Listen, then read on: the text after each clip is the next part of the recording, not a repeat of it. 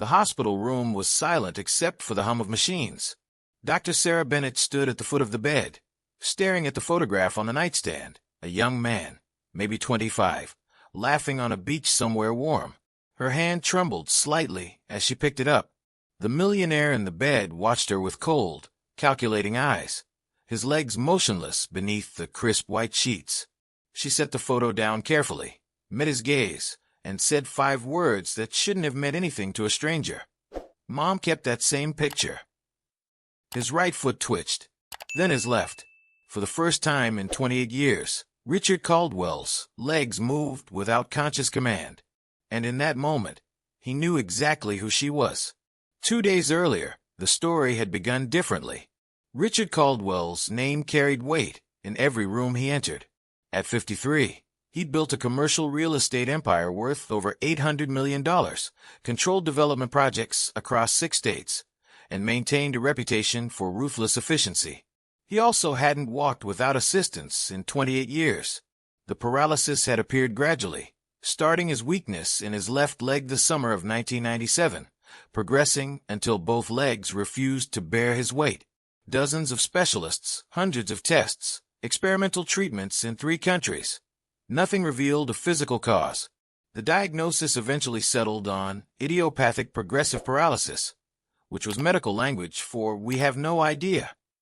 Richard had learned to navigate his world from a custom wheelchair that cost more than most people's cars, had adapted his offices and homes with the finest accessibility technology money could buy, and had built his empire despite, or perhaps because of, his condition.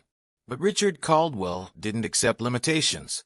He'd spent millions searching for answers, and when traditional medicine failed him, he'd done what powerful men do. He'd made it a challenge. The video had gone viral within hours of posting.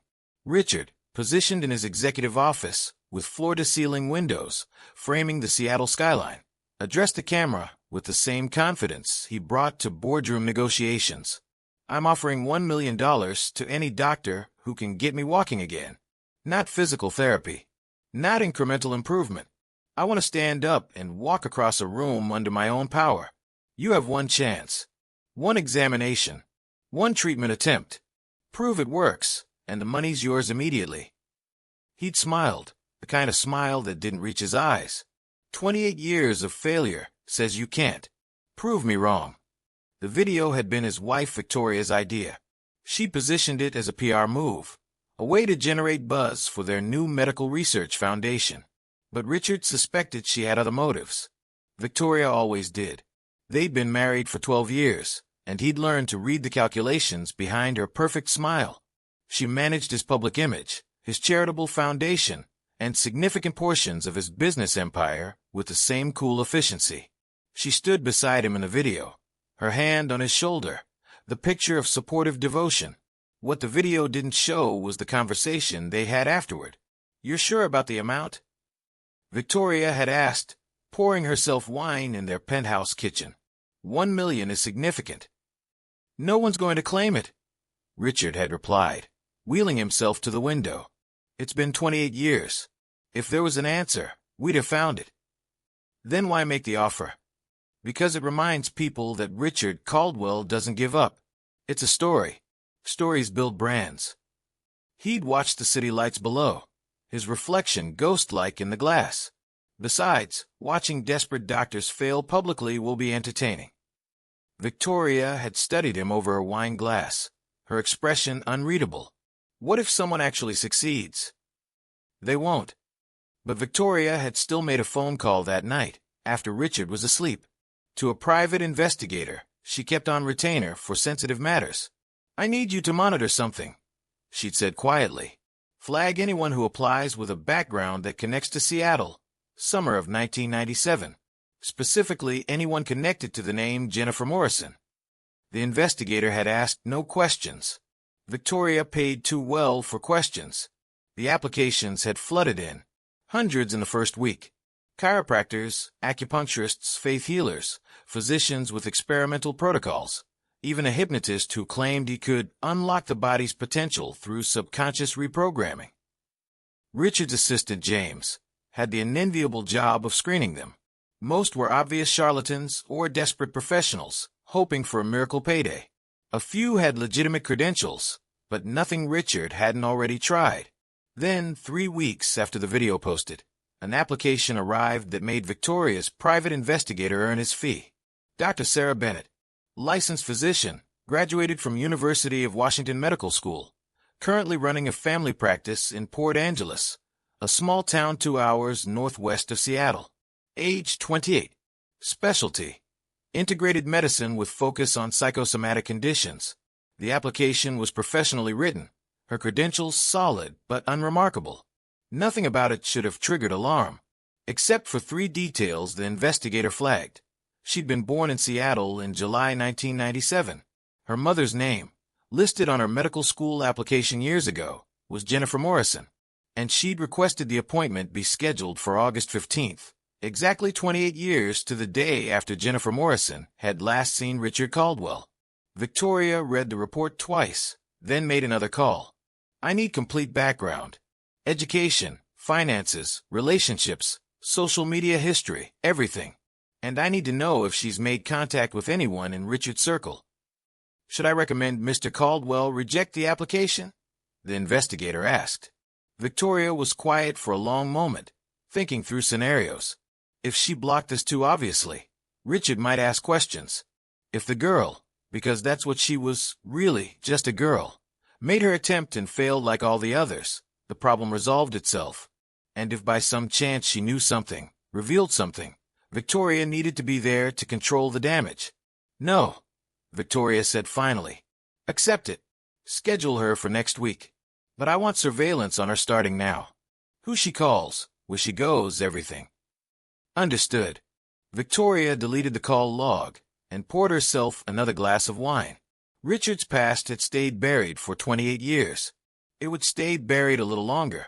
Sarah Bennett received the acceptance email on a Tuesday morning while seeing patients at her clinic. The message was brief and professional. Mr. Caldwell would see her on August 15th at 2 p.m. at his private residence. She would have 1 hour for examination and treatment. The standard non-disclosure agreement was attached. She sat in her small office after her last patient left, staring at the email until the screen went dark. 28 years. She'd spent 28 years knowing his name, seeing his face in business magazines, watching him build his empire from the same city where he'd left her mother pregnant and alone.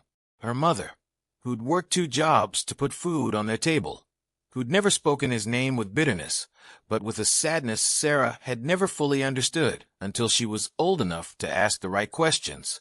Jennifer Morrison had died 4 years ago. Breast cancer, stage 4 by the time they caught it. In those final weeks, when the pain medication loosened her usual restraint, she'd told Sarah everything. About the summer she'd met Richard, both of them young, and working at a resort in the San Juan Islands. About the plans they'd made, the future they'd imagined. About the morning she told him she was pregnant, and watched his face transform from love to panic to cold calculation. About the check he tried to give her, $5,000, and a demand that she take care of it. About her refusal, and his response. Then you're on your own. I kept one picture, her mother had whispered, her hand weak in Sarah's grip. The one from the beach. He looked so happy that day. I wanted you to know he wasn't always what he became. Sarah had found the photograph in her mother's things after she passed. The same one she'd seen in countless magazine profiles of Richard Caldwell over the years, though those articles never mentioned where or when it was taken. She'd kept it, not out of sentimentality, but as a reminder of what abandonment looked like wearing a smile. She wasn't going to his house for the money. She'd known that from the moment she saw the video. The money was obscene, irrelevant. She was going because her mother had died in a hospice bed, her medical bills devastating, while her father lived in a penthouse and offered millions to strangers as a publicity stunt.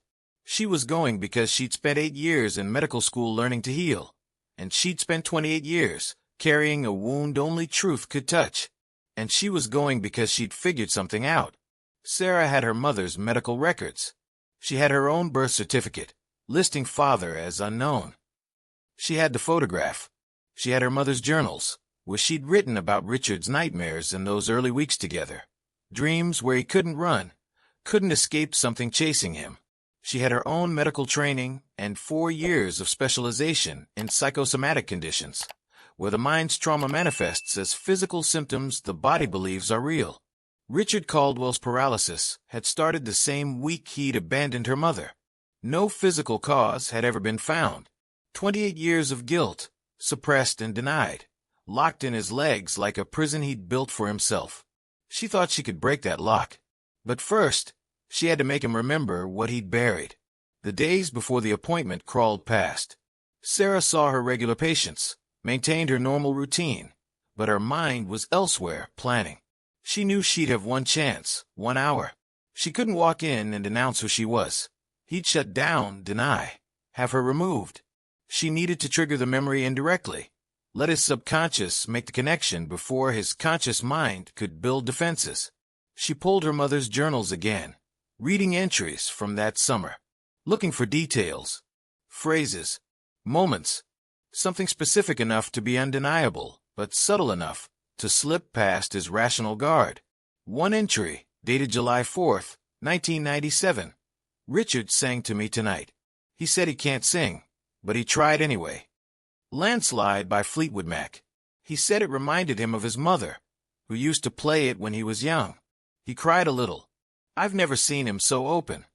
Sarah made a note. Music, childhood, vulnerability. Another entry, August 2nd. He has a scar on his left shoulder blade, shaped like a crescent moon.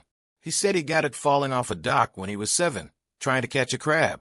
His father had laughed instead of helping. I kissed it and told him it was perfect. Physical detail. Specific. Intimate. The kind of thing only someone who'd seen him undressed would know. She gathered her evidence carefully, like building a medical case. But she knew the real tool she needed wasn't in any journal or photograph. It was something she carried in her DNA, visible in the mirror every morning. She had her mother's eyes, but she had Richard Caldwell's jawline, his nose, the same slight asymmetry in her smile that she'd seen in 100 photos of him. If she could get him to really look at her, the resemblance might do what words couldn't. Victoria's surveillance team had been thorough. They'd tracked Sarah's movements for a week. Clinic to home to grocery store to gym. No suspicious contacts. No calls to journalists or lawyers. No social media posts about the upcoming appointment. She appeared to be exactly what her application suggested, a small-town doctor hoping for a career-defining opportunity. But Victoria had also received the deeper background report, and it troubled her more than she'd let on. Sarah's mother, Jennifer Morrison, had worked at the same resort where Richard had spent the summer of 1997. The timeline matched perfectly, and while there was no legal acknowledgement of paternity, no record of Richard's name on any documents connected to Sarah, the coincidence was damning. Victoria had built her life on managing Richard's image. She'd met him 10 years after the paralysis had already confined him to a wheelchair, had married him knowing his condition was permanent, had structured their prenuptial agreement around the assumption he'd never father children. She managed his charitable foundation, controlled access to his wealth, and would inherit a substantial portion of his estate. A long-lost daughter complicated all of that. The question was whether Sarah knew, and if she did, what she planned to do about it.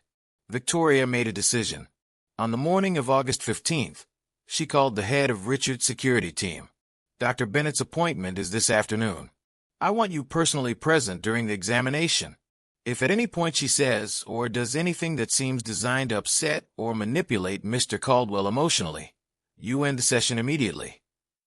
What kind of manipulation are we watching for? The security chief asked. Anything personal. Questions about his past, his family, anything unrelated to his medical condition. This is supposed to be a clinical examination, nothing more. Understood. Victoria hung up and checked her reflection in the hallway mirror. She'd be there too, of course. Supportive wife, protecting her husband from charlatans. If Sarah made her move, Victoria would be ready. Sarah arrived at the Caldwell residence at 1:45 p.m., 15 minutes early. The house was exactly what she'd expected. Modern architectural masterpiece perched on a hillside with panoramic views of Puget Sound, all glass and steel and money. A security guard checked her ID at the gate, made her wait while he confirmed her appointment, then directed her to visitor parking. She sat in her car for a few minutes, breathing. Her hands were steady. She delivered difficult news to patients, held steady through emergency situations, maintained composure through her mother's death. She could do this.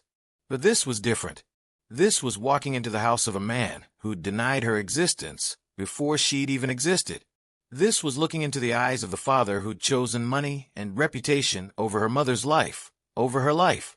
She got out of the car, medical bag in hand, and walked to the front door. James, the assistant she'd corresponded with, greeted her in the foyer. Mid-40s, professional, polite. "Dr. Bennett, welcome. Mr. Caldwell is ready for you. I'll show you to the examination room we've prepared." Examination room?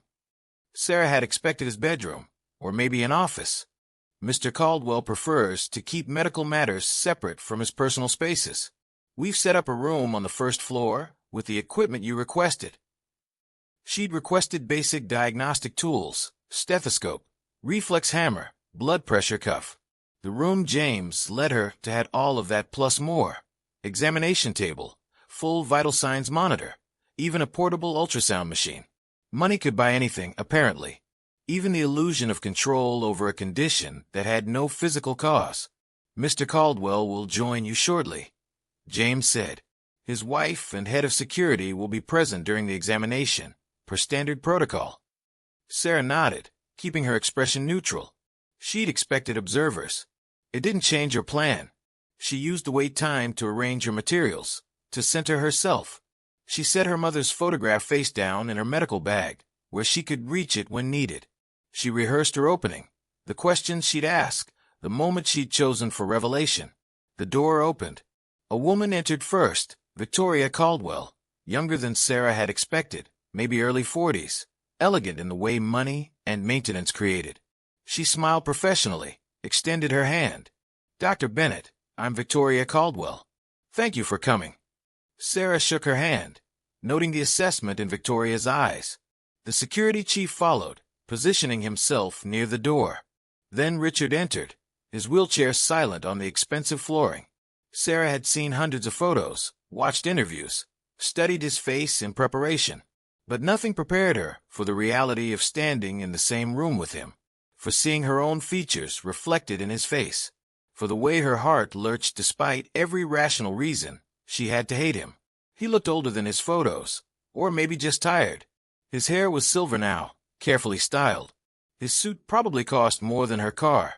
He positioned his wheelchair across from where she stood and studied her with the same cold appraisal she'd seen in that viral video.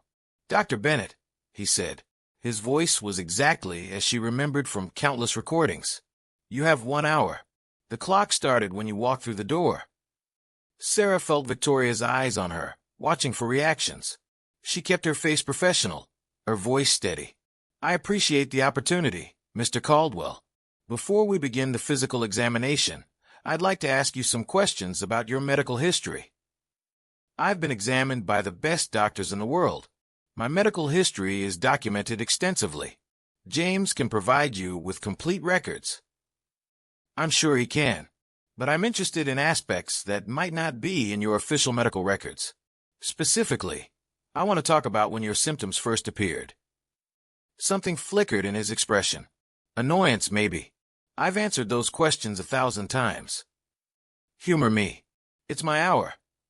She pulled out a chair, sat down so they were closer to eye level.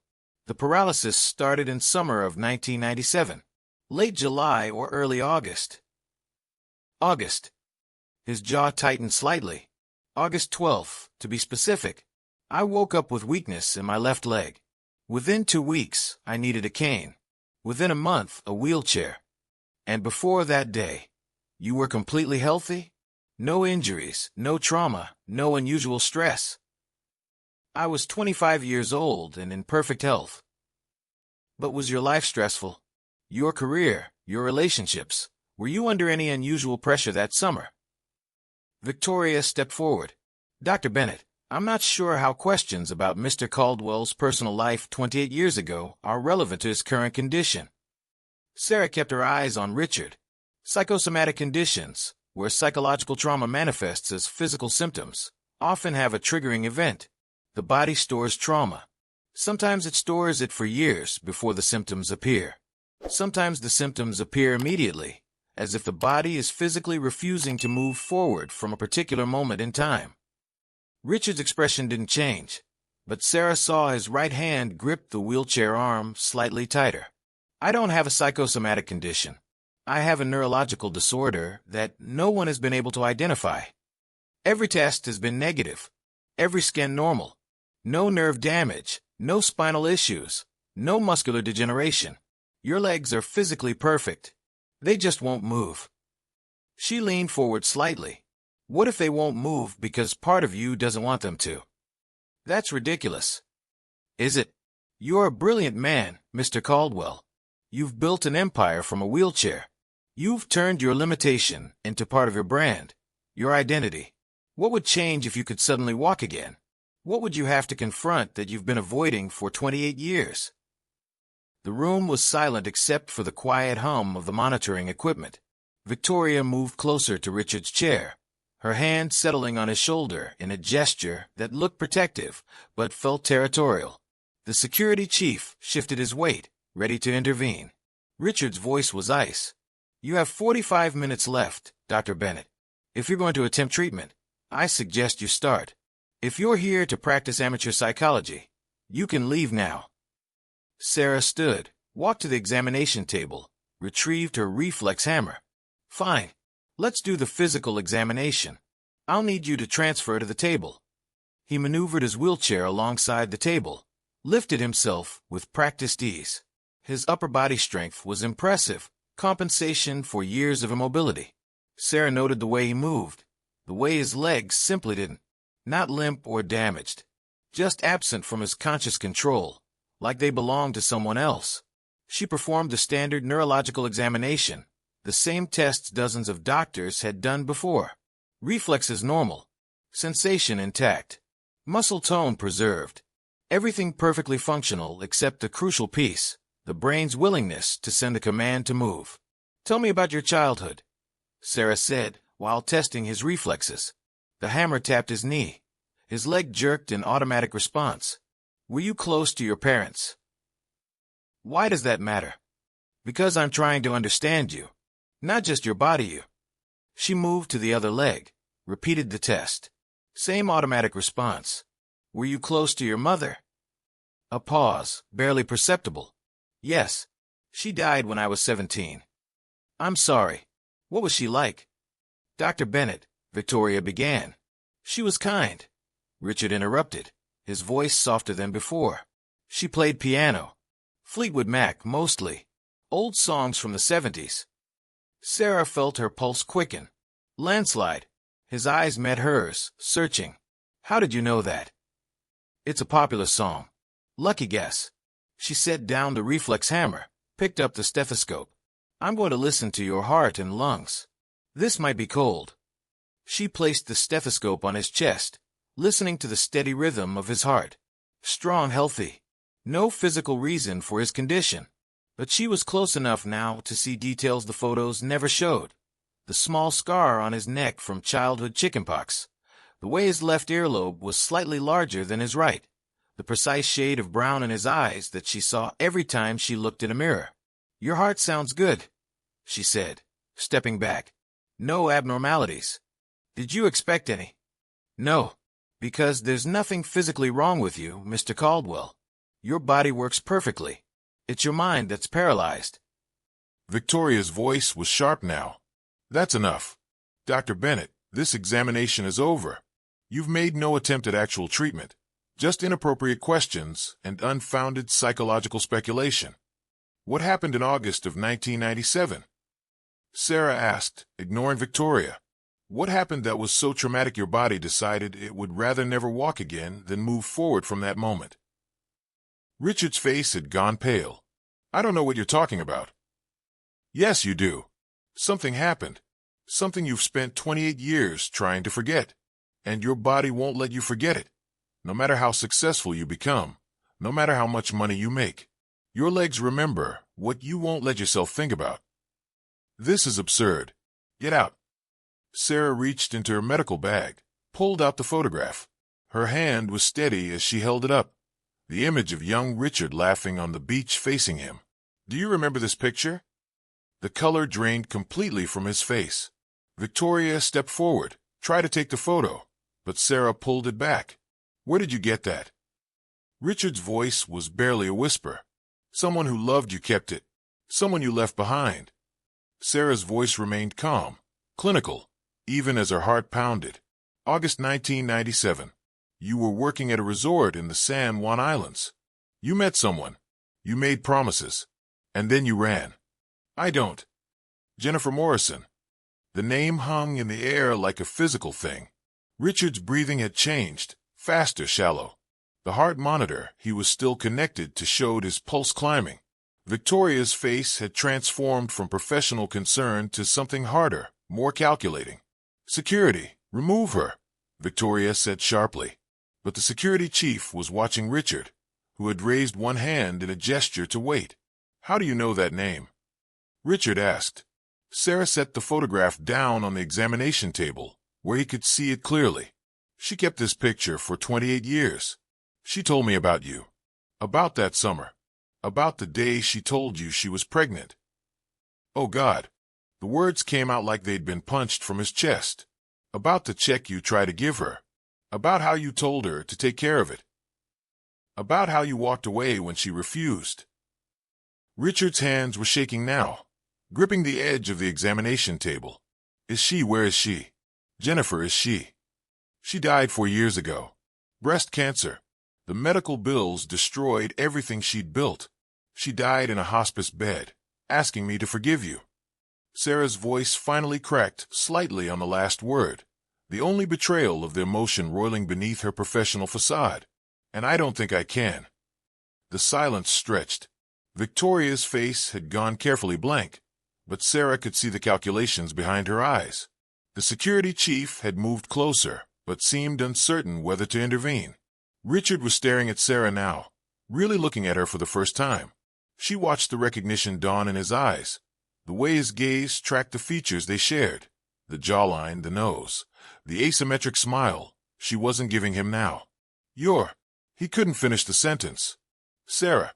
My name is Sarah Bennett. My mother was Jennifer Morrison. And yes, Mr. Caldwell, I'm your daughter." His right foot moved. Just a twitch, barely visible, but Sarah saw it. The mind-body connection triggering, the suppressed memory surfacing, the guilt that had locked his legs beginning to crack under the weight of truth. "This is a con," Victoria said, her voice cutting through the moment. "An elaborate con. Security, escort Dr. Bennett out immediately. James, call our attorneys." "No." Richard's voice was raw but firm. "Everyone leave. I need to speak with her alone." "Richard, she's clearly here to manipulate you, to make false claims." "I said leave." His eyes never left Sarah's face. "Please." Victoria's expression hardened, but she was too skilled to fight him in front of witnesses. She nodded to the security chief, gathered her composure. "We'll be right outside if you need anything." The threat in her tone was unmistakable. The room emptied. The door clicked shut. Sarah and Richard sat in silence for a long moment, the medical equipment humming quietly, the afternoon light slanting through the windows.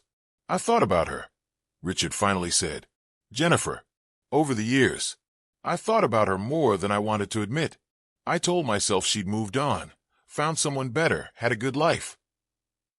She worked 2 jobs, raised me alone, never married, never stopped loving you, even though she should have. I was 25, scared, stupid. My father had plans for me, expectations. A pregnant girlfriend working at a resort didn't fit the image he'd built for my future." Richard's voice was hollow, reciting facts he'd clearly told himself many times.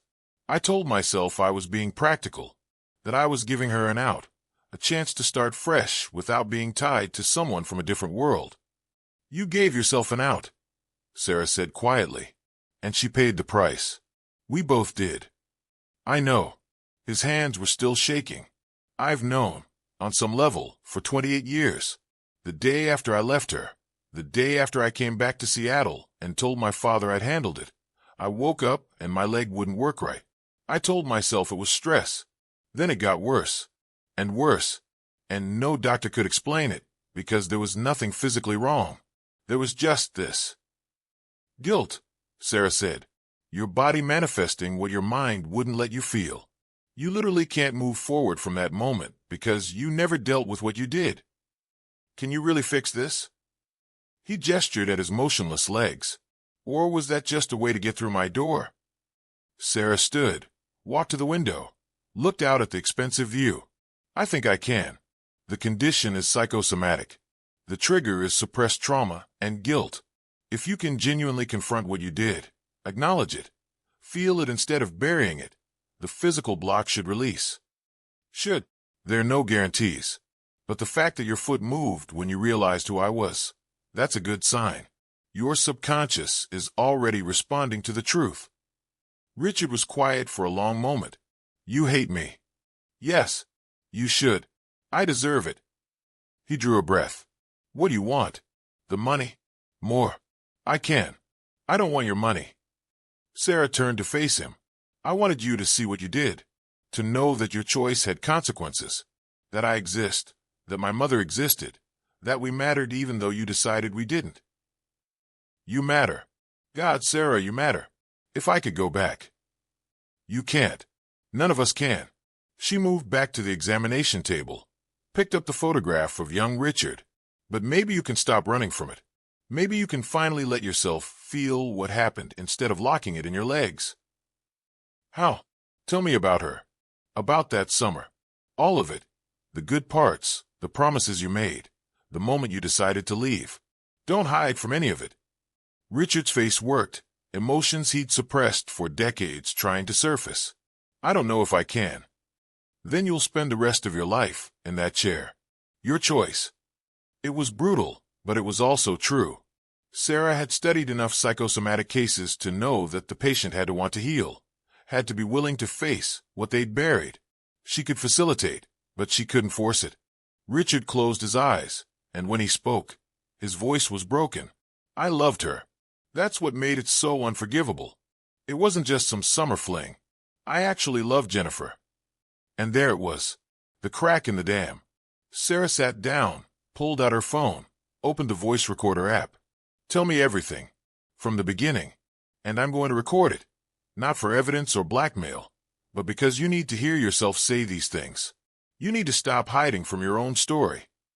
Richard nodded slowly and began to talk.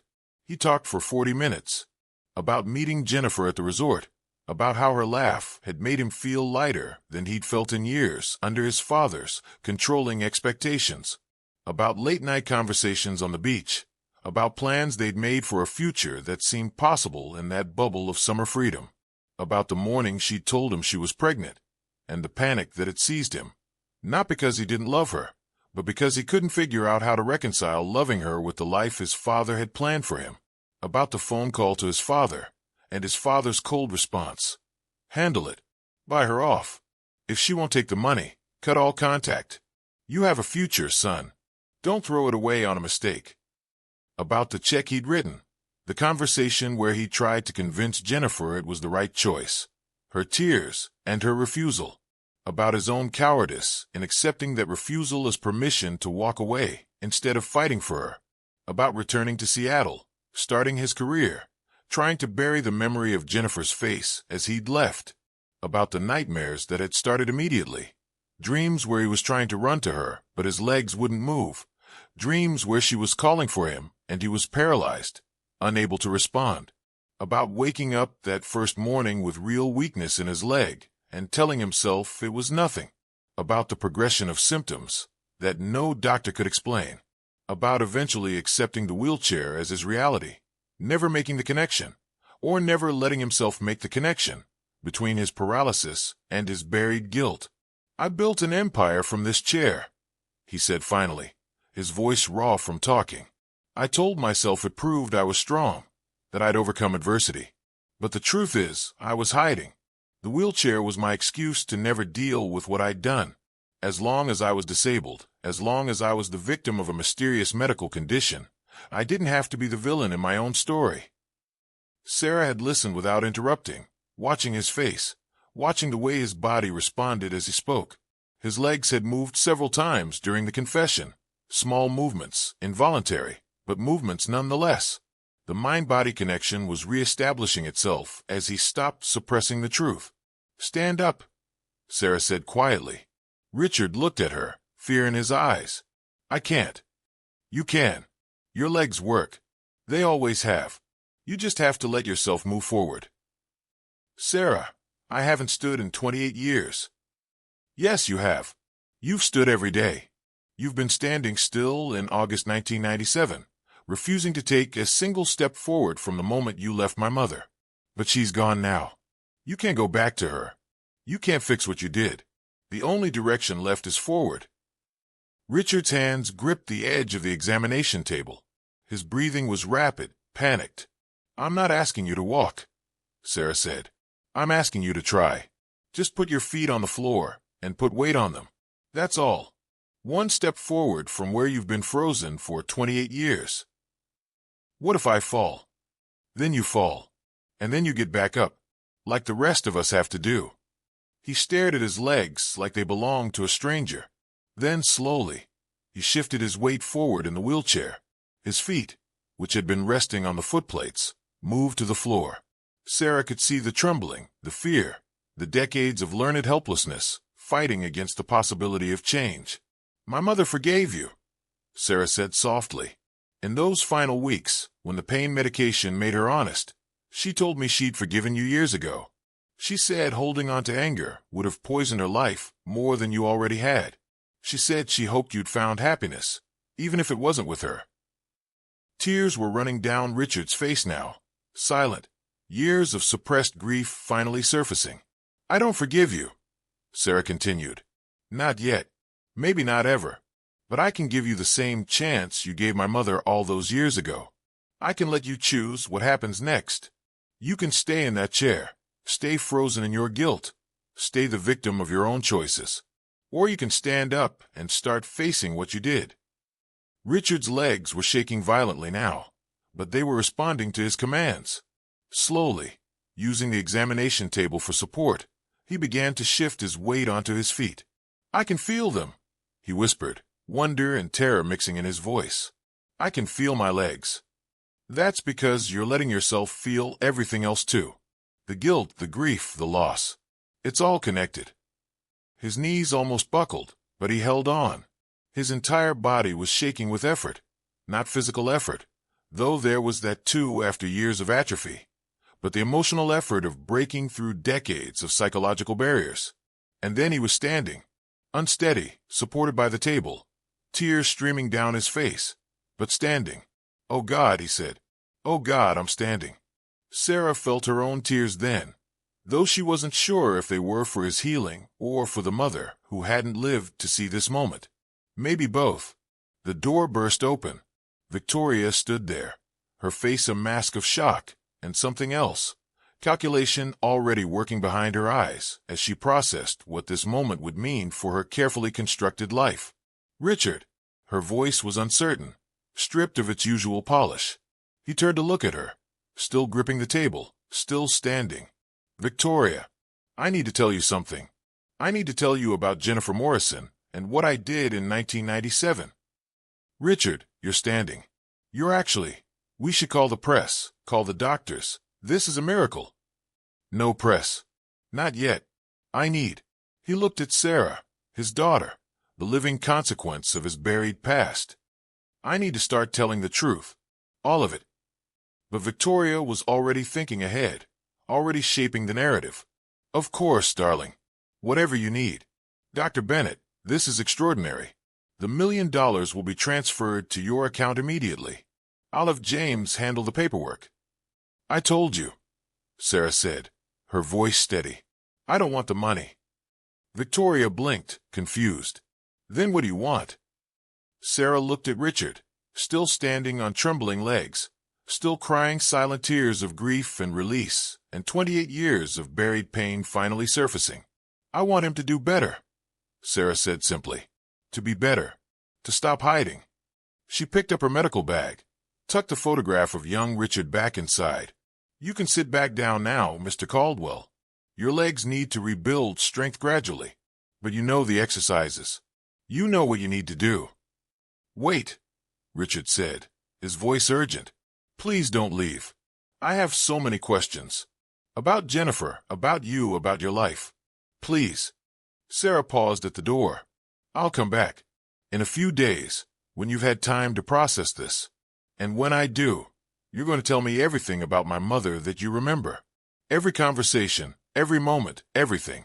She deserves that much. Yes. Anything. Please, just thank you. For coming.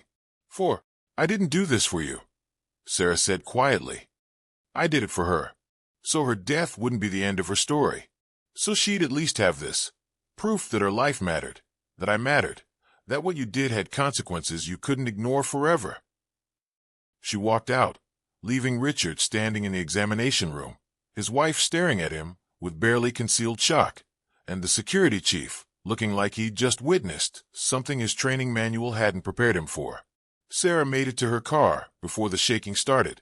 She sat in the driver's seat, hands trembling on the wheel, and let herself feel everything she'd been holding back during the confrontation. Anger and grief and a strange, complicated satisfaction that she'd done what she'd come to do. Her phone buzzed. A text from an unknown number. This is James, Mr. Caldwell's assistant. He'd like to schedule a follow-up appointment at your earliest convenience. Also, Mrs. Caldwell would like to speak with you privately before you leave the property. Sarah deleted the message. She wasn't ready to talk to Victoria. Wasn't ready to navigate whatever manipulation or damage control Richard's wife was already planning.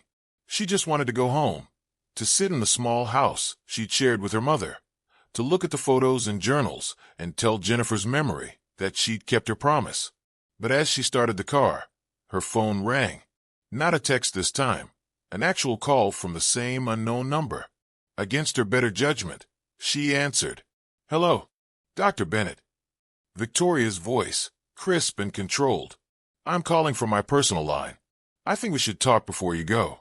There are some things you should know about Richard's medical history and his business arrangements. I'm not interested in his business. Even if those arrangements affect you directly, even if I told you that I've known about you for 3 weeks and have been preparing for this exact scenario. Sarah's hand tightened on the phone. What are you talking about? Meet me at the coffee shop on Harbor Avenue in 30 minutes. Come alone. I'm not interested in drama or confrontation. I'm interested in making sure we understand each other. The call ended before Sarah could respond. She sat in her car, engine running, weighing her options. Every instinct said to drive away, to leave the Caldwell family drama behind, to go home and process what had just happened. But Victoria's words nagged at her. Known for 3 weeks. Preparing for this scenario. Sarah checked the address of the coffee shop on her phone. It was public, neutral territory. And if Victoria had known about her in advance, if there was some larger scheme at play, Sarah needed to understand it. She put the car in gear and headed for Harbor Avenue. The coffee shop was tucked into a corner building with views of the water, the kind of place where business meetings happen disguised as casual conversations. Victoria was already there, sitting at a corner table with 2 cups of coffee already ordered. She'd changed out of her elegant outfit into something more casual, but the calculation in her eyes was sharper than ever. Thank you for coming, Victoria said as Sarah sat down. I wasn't sure you would. You said you've known about me for 3 weeks. Yes, I have a private investigator on retainer for sensitive matters. When your application came through, it triggered several red flags. Your birth date, your mother's name, the timing. I had you investigated thoroughly. Sarah felt a chill. You were watching me. Standard precaution. I needed to know if you were a threat. Victoria sipped her coffee, her expression unreadable. What I found was interesting. A dedicated physician, modest lifestyle, no social media presence worth noting, no obvious gold digger tendencies. Either you were an exceptionally patient con artist, or you genuinely didn't care about Richard's money. I told you I don't want his money.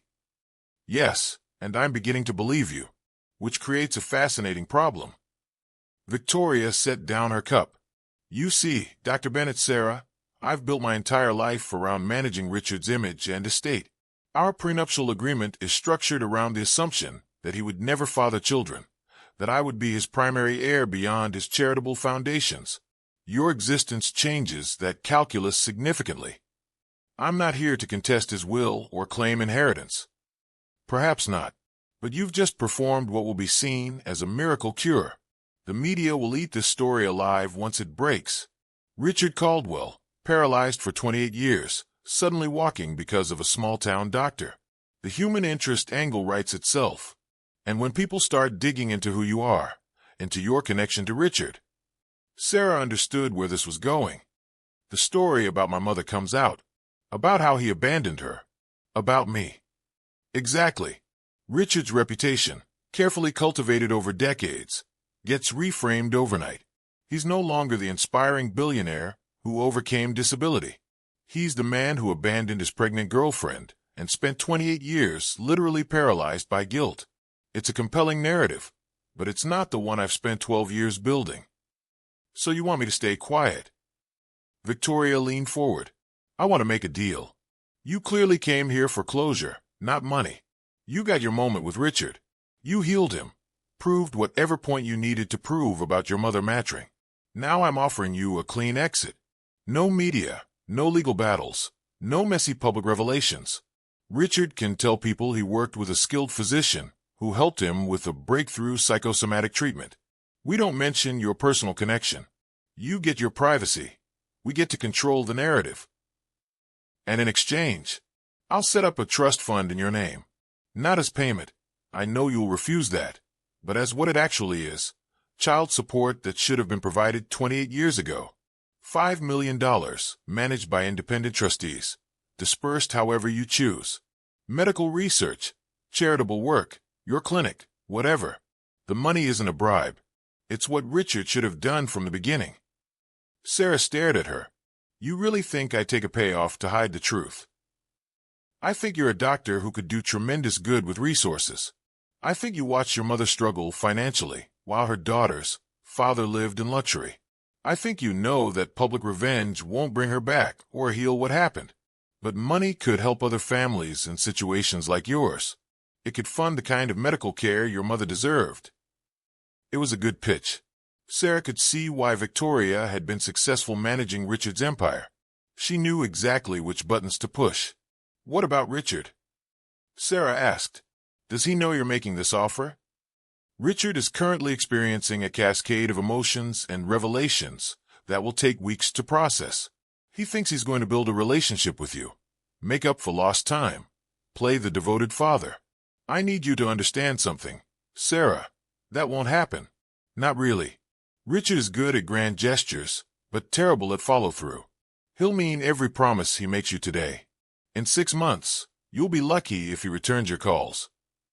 There was something almost sympathetic in Victoria's voice now, a weariness that felt genuine. He did the same thing with me. Victoria continued quietly. When we first met, I was going to be his partner in everything. We were going to build something together. And we did, to a point. But Richard's attention span for personal relationships is limited. His empire gets 90% of his focus. Everything else gets the scraps. Then why stay married to him? Because the empire is enough for me. I don't need his emotional presence.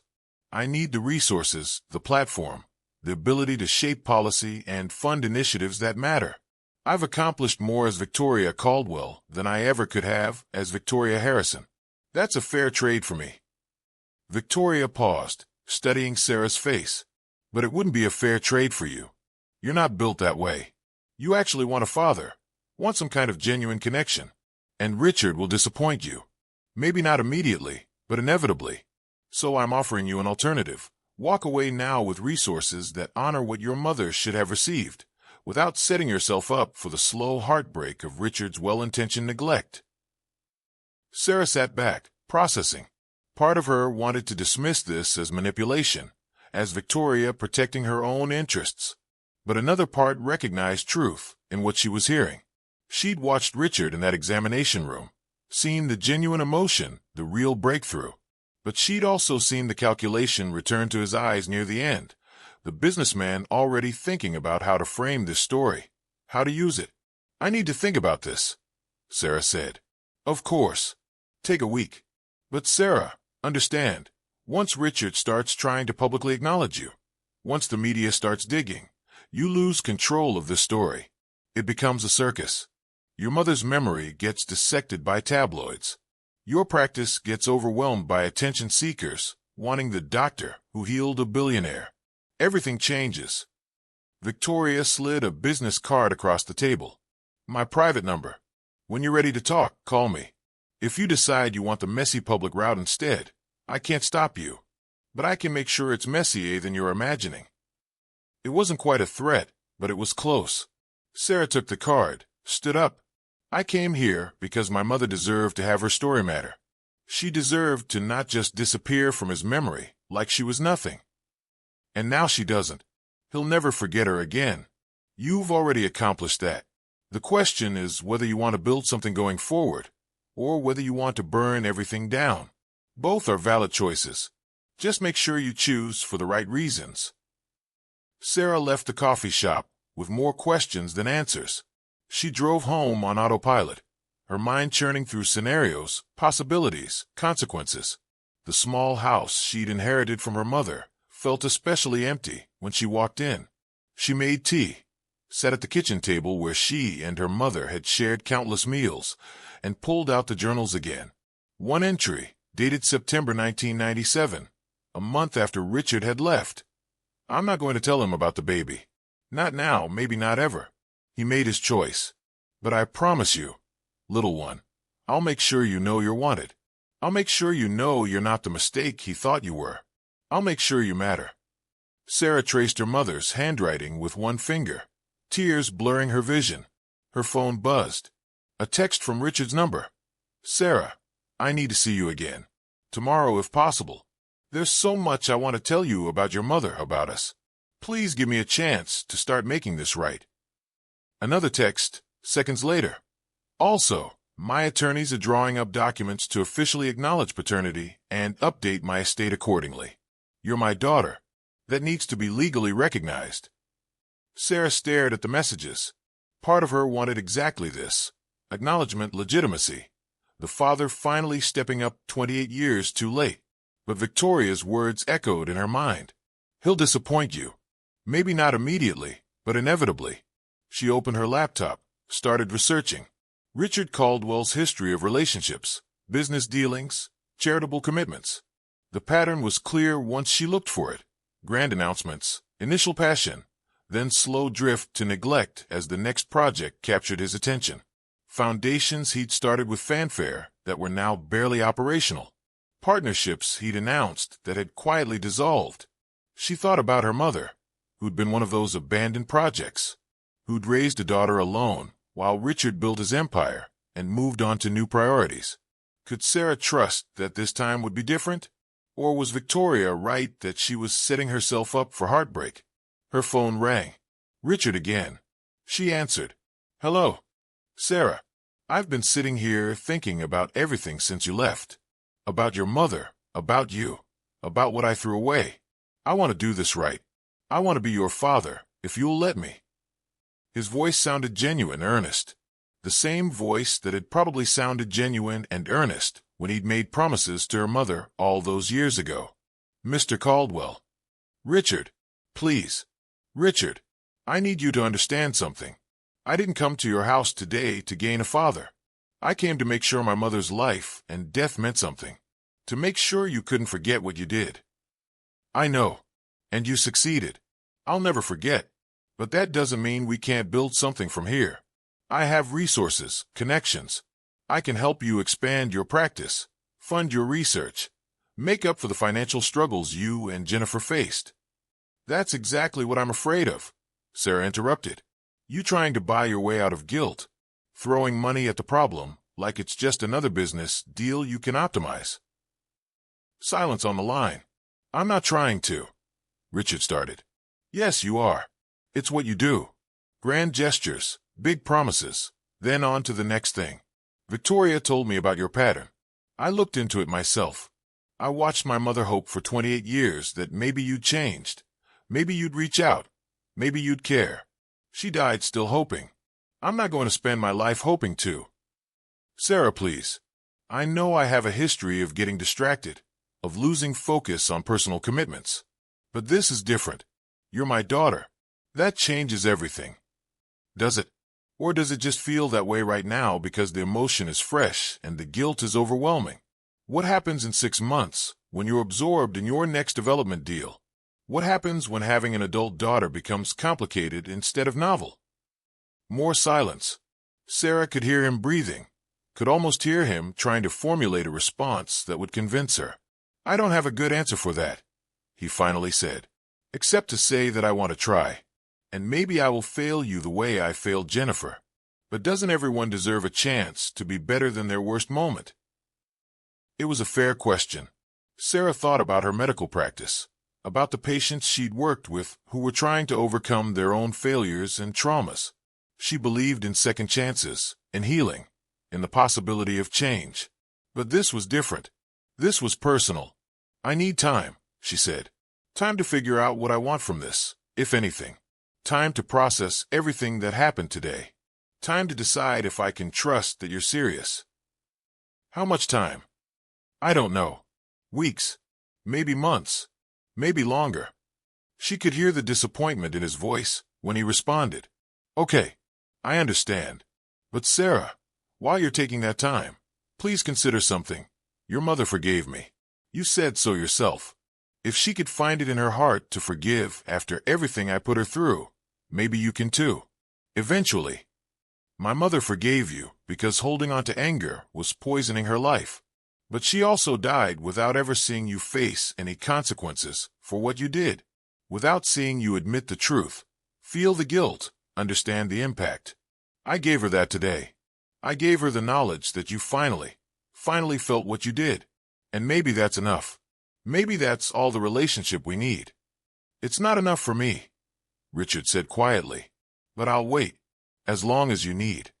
Sarah ended the call and sat in the silence of her mother's kitchen, trying to figure out what she actually wanted.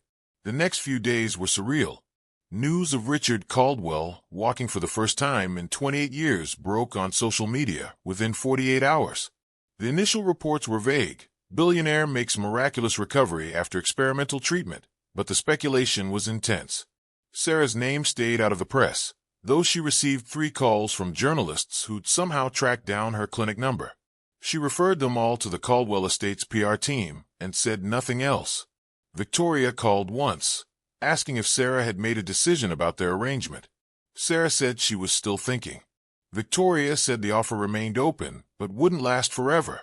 The longer the story developed without a controlled narrative, the harder it would be to contain. Richard texted every day. Small messages, nothing pushy. Memories of Jennifer that he'd been thinking about. Questions about Sarah's work. Apologies for his failures as a father. She responded occasionally, brief acknowledgments, but didn't engage beyond that. On the 5th day after their confrontation, she received a package. No return address. But she recognized the handwriting on the label, Richard's, from the signature she'd seen on documents at his house. Inside was a photo album. Old pictures, many she'd never seen. Jennifer young and laughing. Jennifer and Richard together at the resort, looking happy in ways Sarah had only heard about in her mother's journals. A few pictures of Richard alone, before the paralysis, before the empire.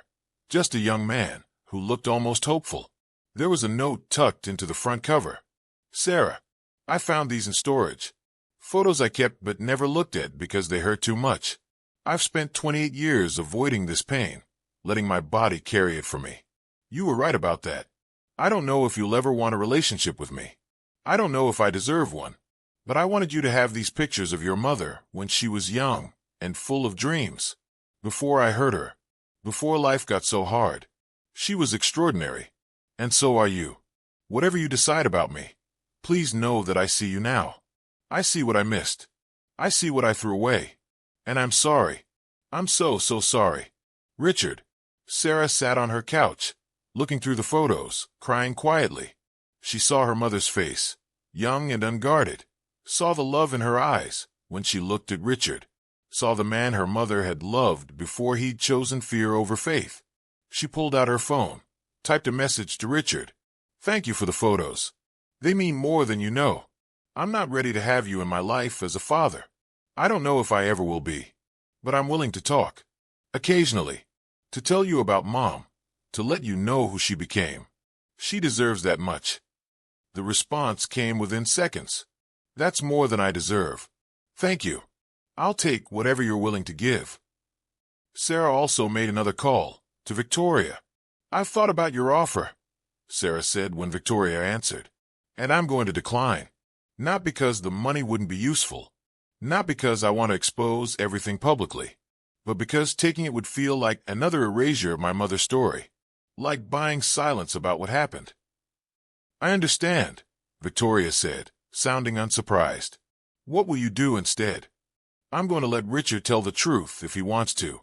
Not through some scandal, but on his own terms, when he's ready. And if he doesn't, if he tries to hide again, then maybe I'll reconsider. But right now, I'm giving him the chance to be honest that my mother never got. That's remarkably generous, given everything. It's not generosity. It's self-preservation. I watched my mother spend her life waiting for him to do the right thing. I'm not going to do the same. I'm living my life, doing my work. He can be part of it or not. That's his choice to make. Victoria was quiet for a moment. You know, Sarah, I underestimated you. I thought you were either after money or revenge. I didn't consider that you might be after something more complicated. Truth and accountability, and the space to decide what healing looks like for you. My mother taught me that. She was complicated too. Angry and forgiving. Hurt and hopeful. Practical and dreaming. She didn't fit into simple categories, and neither does this situation. For what it's worth, Victoria said, I think Richard is lucky you're giving him any chance at all. Most people wouldn't. Most people aren't trying to heal psychosomatic paralysis in their estranged father while processing 28 years of abandonment issues, Sarah said, with a slight laugh. I'm not sure there's a standard playbook for this situation. No, Victoria agreed. There really isn't. They ended the call on surprisingly cordial terms. Sarah had the sense that she and Victoria understood each other now. Two women navigating their relationships with Richard Caldwell from very different angles, but with similar pragmatism about his limitations. 3 weeks later, Sarah drove back to Seattle for a follow-up appointment with Richard. He'd requested it through proper channels this time. His physician had contacted her clinic, asking for a medical consultation regarding his continued recovery and physical therapy protocol. The meeting was professional, held at a medical office rather than his residence. Victoria wasn't present. Richard arrived walking with a cane, his gait still uncertain but functional. The physical therapists he was working with said his progress was remarkable given the decades of immobility. The body remembers how to do this, one therapist told Sarah privately. The muscles are weak from disuse, but there's no neurological damage.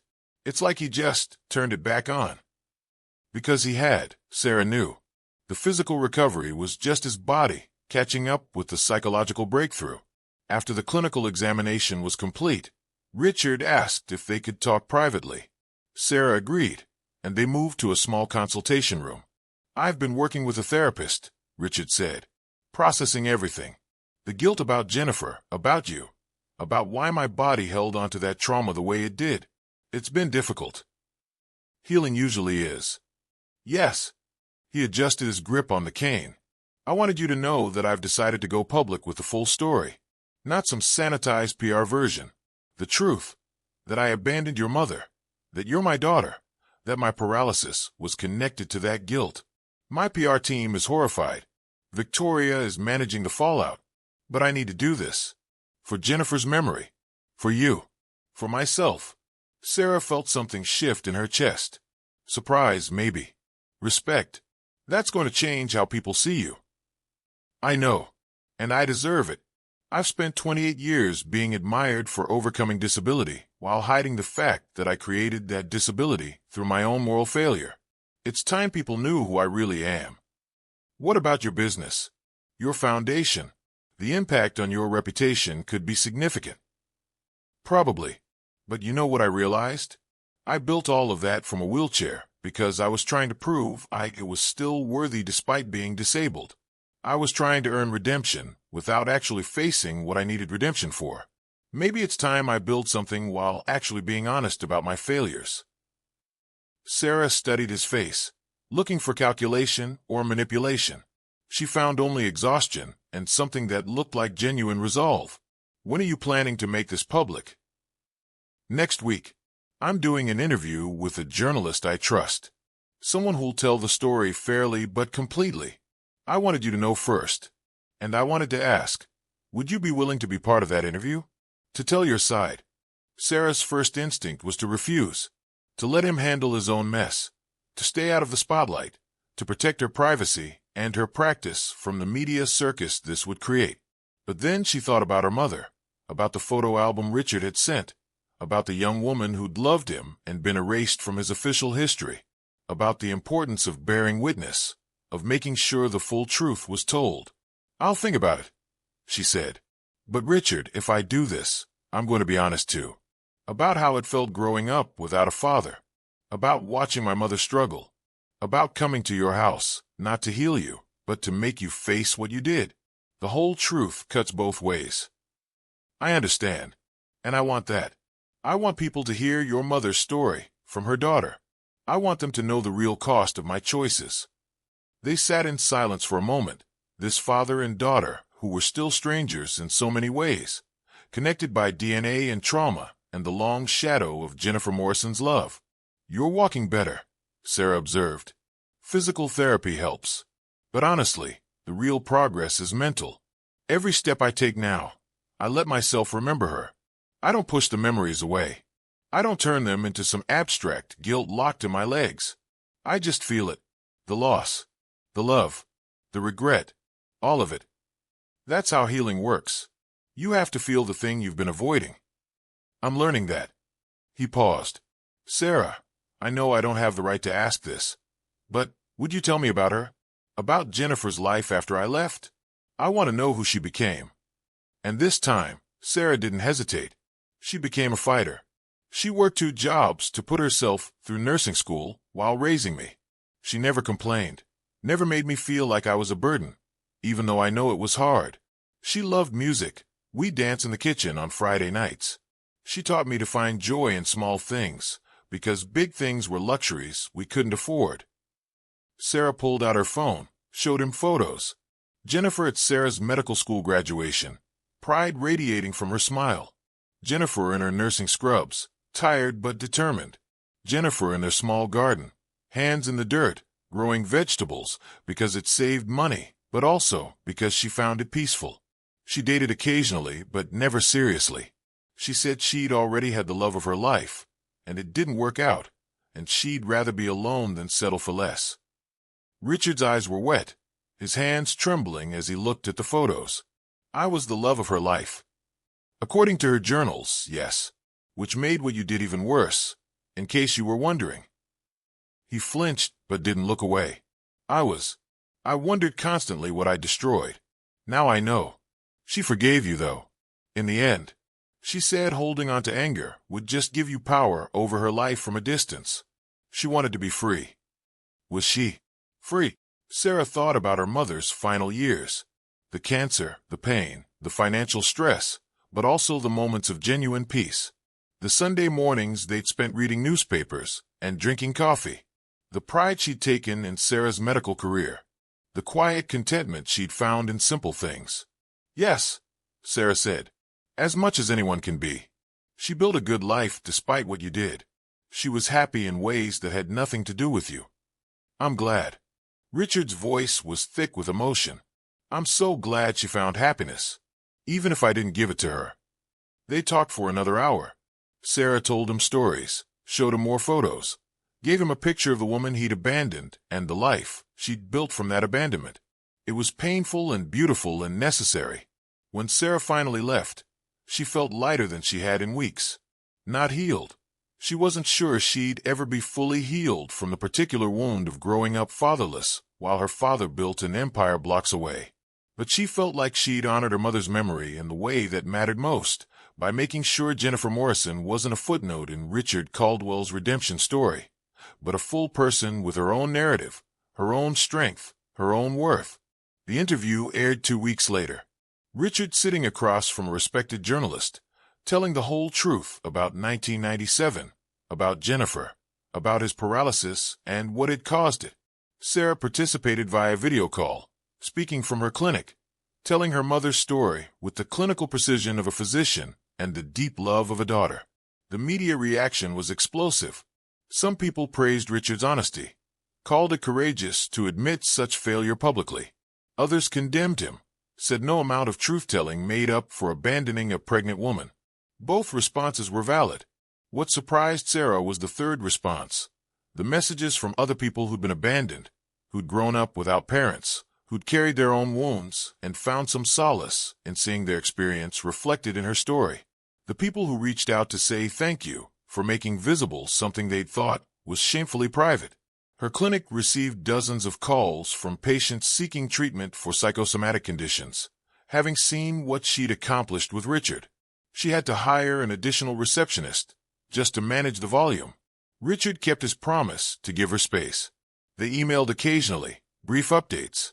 He sent a donation to her clinic, not in his name, but in Jennifer Morrison's, funding a program for low-income patients who couldn't afford treatment.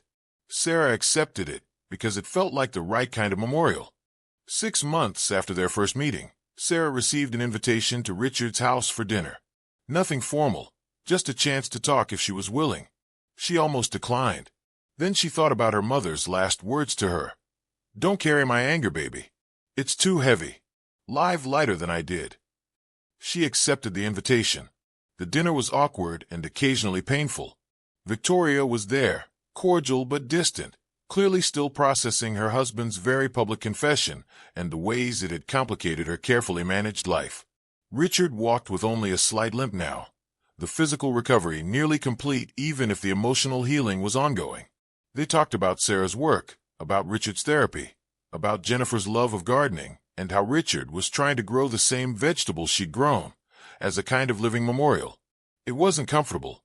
It wasn't the easy reconciliation of movie endings. But it was honest.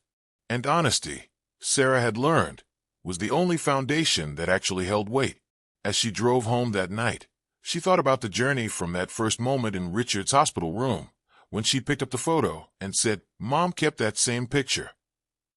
She thought about his feet twitching, the first sign that truth could break through 28 years of paralysis. She thought about her mother, who died never seeing this resolution, but who'd somehow prepared Sarah for it anyway, teaching her to value truth over comfort, healing over revenge. Sarah pulled into her driveway, sat for a moment in the quiet car, and smiled. Not because everything was fixed, it wasn't. Not because she'd forgiven Richard completely, she hadn't. But because she'd done what she'd set out to do. She'd made her mother's life matter. She'd proved that Jennifer Morrison wasn't nothing, that her daughter wasn't nothing, that the choices Richard had made had real consequences he couldn't ignore or deny.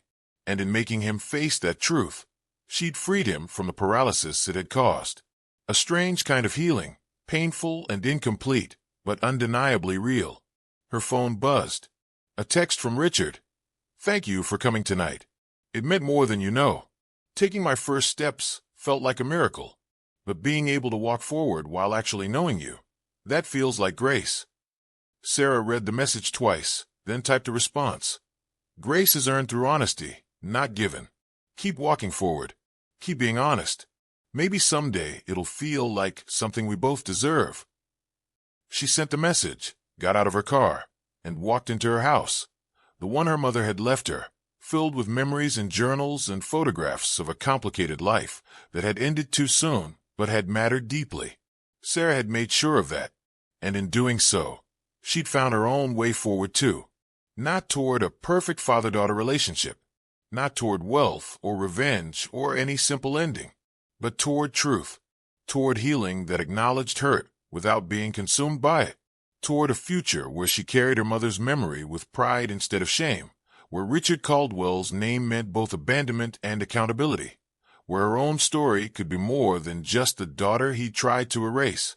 She sat at her kitchen table, pulled out her mother's journals one more time, and turned to the last entry Jennifer had written before she'd gotten too sick to hold a pen. "Sarah, my beautiful girl, if you're reading this, I'm gone. And I need you to know something. I forgave him years ago.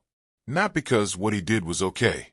Not because it didn't devastate my life, but because holding on to that anger was like drinking poison and expecting him to die. I wanted to live. I wanted to be free. If you ever meet him, if he ever reaches out, if the opportunity for truth ever comes, take it. Not for him, for yourself. Because the only way to truly move past abandonment is to look it in the eye and refuse to let it define you. You are not the mistake he thought you were. You are the best thing I ever did. And whether he knows that or not doesn't change its truth. Love yourself the way I loved you. Completely. Unconditionally. Without apology. That's how you win. That's how we both win. All my love. Mom. Sarah closed the journal, tears streaming down her face, and whispered to the empty room. I did it, Mom. I made him see. I made him feel. I made sure you mattered. And somewhere, in some way she couldn't prove, but deeply believed, she felt her mother's presence. Proud, peaceful, free. The healing was incomplete, would probably always be incomplete, but it was real. And sometimes, real was enough. So what about you? Have you ever had to confront a difficult truth with someone who hurt you? Have you ever wondered if healing requires forgiveness, or if it's enough to just demand honesty and walk forward? Drop your thoughts in the comments below. And if this story meant something to you, consider subscribing. We tell stories about complicated people doing difficult things, because that's what real life looks like. Thanks for listening.